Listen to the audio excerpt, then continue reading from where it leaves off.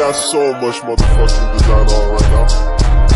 Bring it down, bring it down, make it clap. I got 3 old guys on the block, bitches on my line, and you know. Assalamualaikum warahmatullahi wabarakatuh. Perkenalkan, nama saya Muhammad Akil Kennedy, Prodi Hukum dari semester 6 dengan MTPM 2174201082. Di sini saya akan membahas tentang hukum cybercrime dan apa itu cybercrime. Cybercrime adalah tindak kriminal yang dilakukan dengan menggunakan teknologi komputer sebagai alat kejahatan utama. Dan juga cybercrime merupakan kejahatan yang memanfaatkan perkembangan teknologi komputer, khususnya internet. Dan cybercrime juga didefinisikan sebagai perbuatan yang melanggar hukum, yang memanfaatkan teknologi komputer yang berbasis pada kecanggihan perkembangan teknologi internet tersebut. Dan karakteristik cybercrime dalam perkembangannya, kejahatan konvensional cybercrime dikenal dengan yaitu kejahatan kerah biru, kejahatan kerah putih, dan cybercrime memiliki karakteristik unik yaitu ruang lingkup kejahatan, sifat kejahatan, pelaku kejahatan, dan modus kejahatan, dan juga jenis kerugian yang ditimbulkan dari beberapa karakteristik di atas.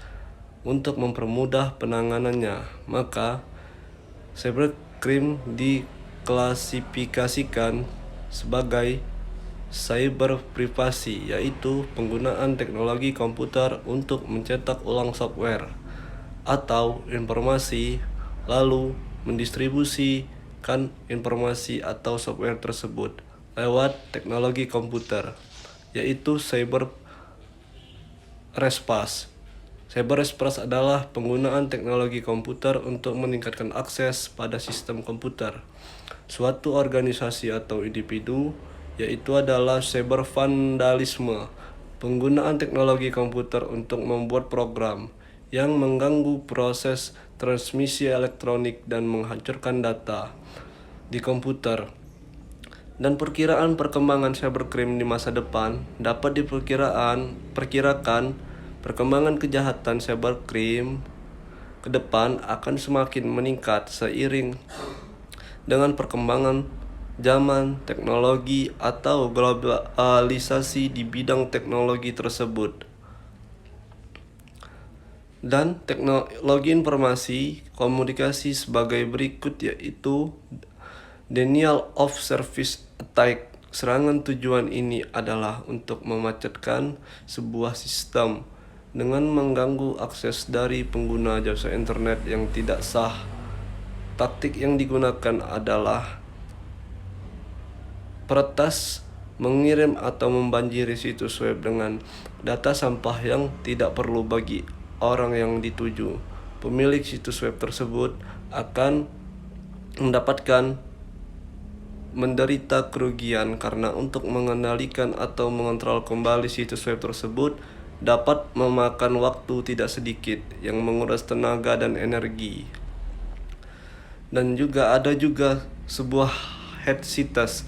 Hate sites ini adalah situs ini sering digunakan oleh hackers untuk saling menyerang dan melontarkan komentar-komentar yang tidak sopan dan vulgar. Dan situs ini juga dikelola oleh para ekstremis untuk menyerang pihak-pihak yang tidak disenanginya, seperti artis dan lain-lain.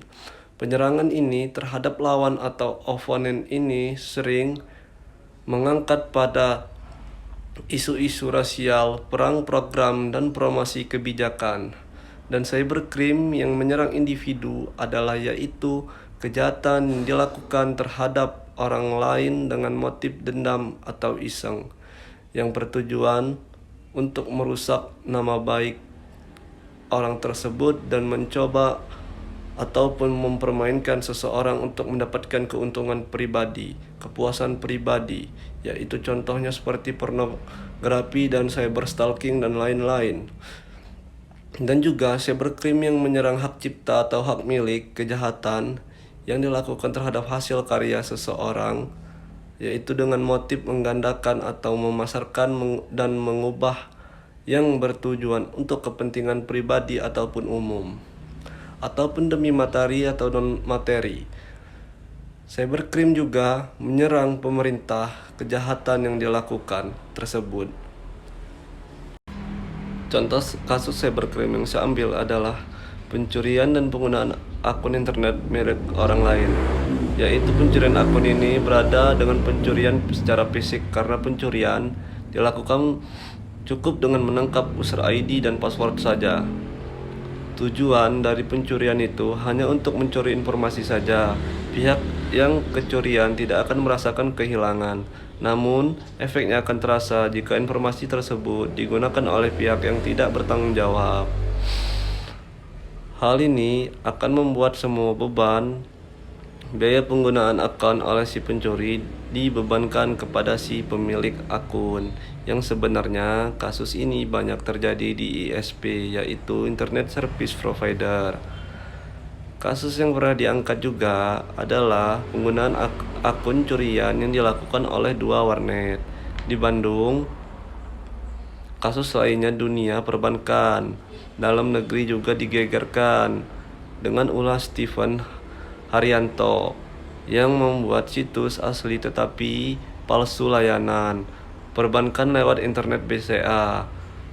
Lewat situs-situs aspal, jika nasabah salah mengetik situs asli dan masuk ke situs tersebut, identitas pengguna atau user ID dan nomor identifikasi personal PIN dapat ditangkap.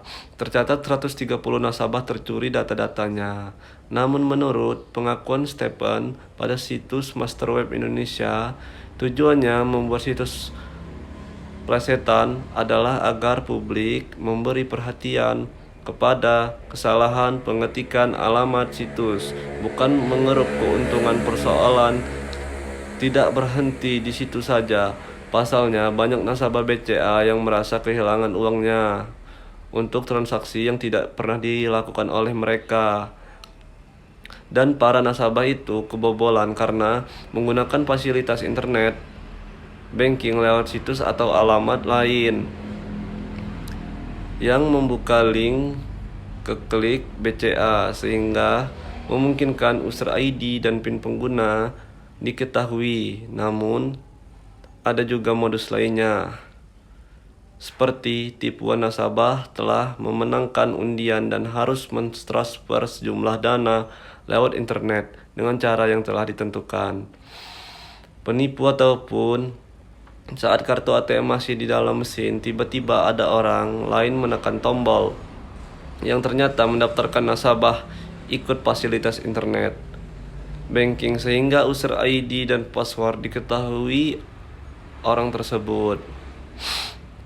Modus kejahatan ini adalah penyalahgunakan user ID dan password oleh seorang yang tidak punya hak. Motif kegiatan dari kasus ini termasuk dalam cybercrime sebagai kejahatan abu-abu.